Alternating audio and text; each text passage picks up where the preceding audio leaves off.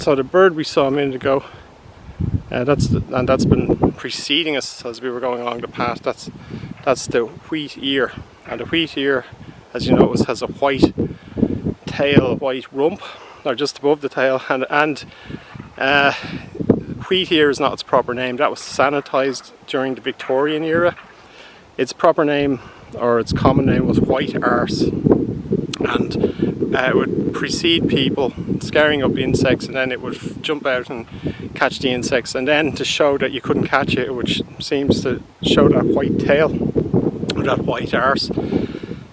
Similarly to rabbits, which bob their white tails underneath their tails, and to deer, and famously gazelle as well. And the idea seems to be to say, you can't catch me, I'm too fast for you.